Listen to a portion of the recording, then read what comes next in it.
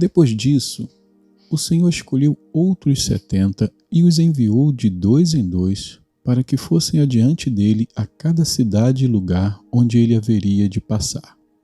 E lhes disse: A seara é grande, mas os trabalhadores são poucos.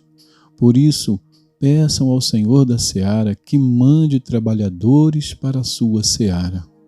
Vão, eis que eu os envio como cordeiros para o meio de lobos.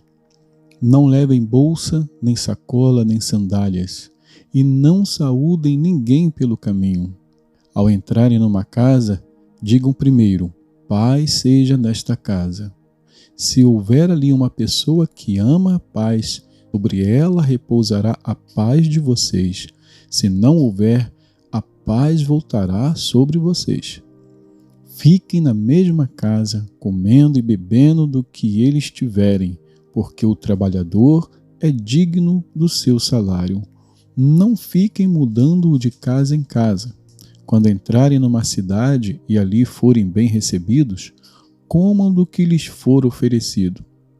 Curem os doentes que nela houver e digam ao povo dali: o reino de Deus se aproximou de vocês. Porém, quando entrarem numa cidade e não forem bem recebidos, saiam pelas ruas dizendo: até o pó desta cidade que grudou dos nossos pés sacudimos contra vocês. No entanto, saibam que está próximo o reino de Deus. Eu digo a vocês que naquele dia haverá menos rigor para Sodoma do que para aquela cidade. Ai de você, Corazim! Ai de você, Betsaida! Porque se em Tiro e em Sidom se tivessem operado os milagres que foram feitos em vocês, há muito que elas teriam se arrependido, assentadas em pano de saco e cinza. Mas no juízo haverá menos rigor para Tiro e Sidom do que para vocês. E você, Cafarnaum, pensa que será elevada até o céu? Será jogada no inferno. Quem ouve vocês, ouve a mim. E quem rejeita vocês, é a mim que rejeita. Quem, porém, me rejeita, está rejeitando aquele que me enviou. Então os 70 voltaram, cheios de alegria, dizendo: Senhor, em seu nome os próprios demônios se submetem a nós. E Jesus lhes disse: Eu vi a Satanás caindo do céu como relâmpago. Eis que eu dei a vocês autoridade para pisarem cobras e escorpiões e sobre todo o poder do inimigo, e nada, absolutamente, lhes causará dano. No entanto, alegrem-se, não porque os espíritos se submetem a vocês, e sim porque o nome de cada um de vocês está registrado no céu.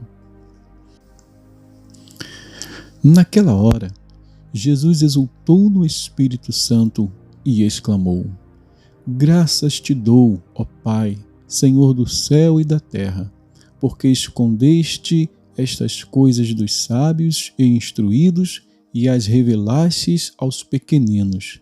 Sim, ó Pai, porque assim foi do teu agrado. Tudo me foi entregue por meu Pai.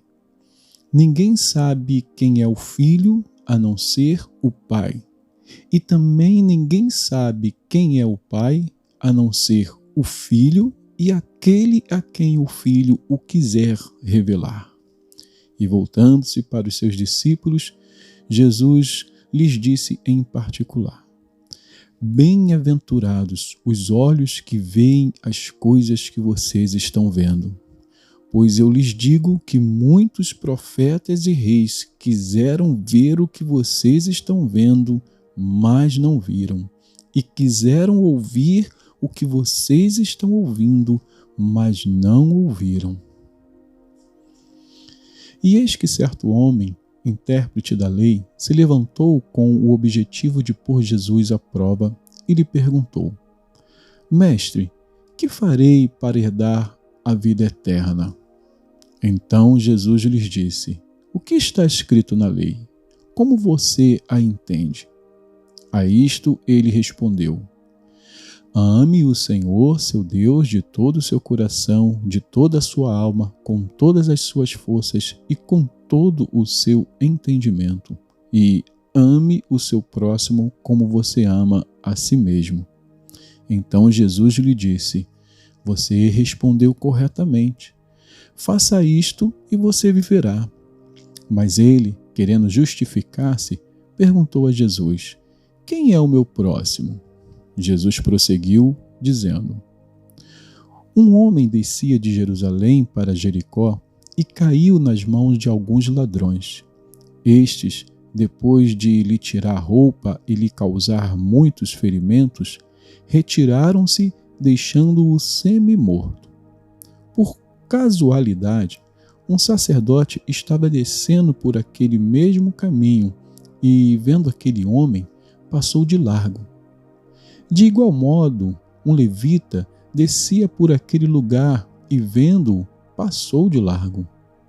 Certo samaritano, que seguia o seu caminho, passou perto do homem e, vendo-o, compadeceu-se dele. E, aproximando-se, fez curativos nos ferimentos dele, aplicando-lhes óleo e vinho.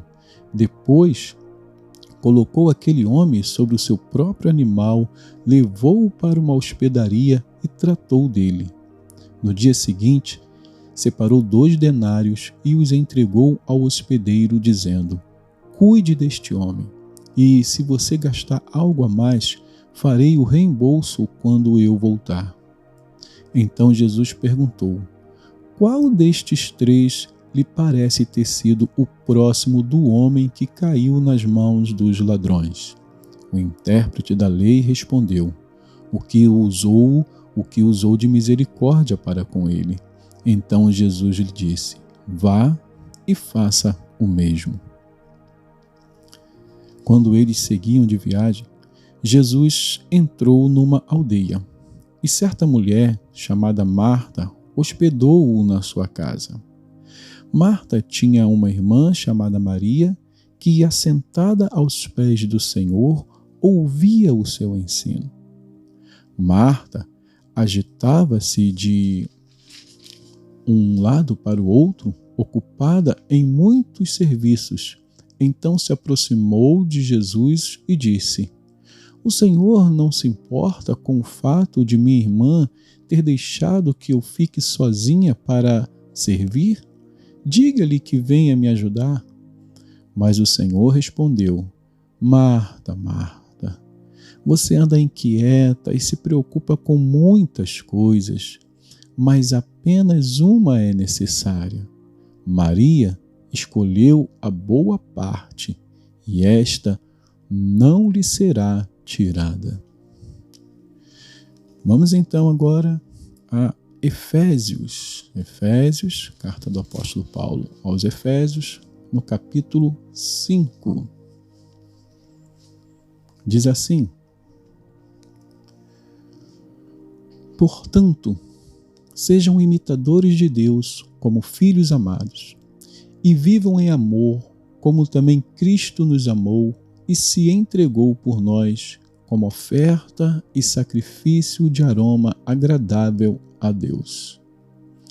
Que a imoralidade sexual e toda impureza ou avareza não sejam nem sequer mencionadas entre vocês, como convém a santos. Não usem de linguagem grosseira, não digam coisas tolas nem indecentes, pois isto não convém. Pelo contrário, digam palavras de ação de graças.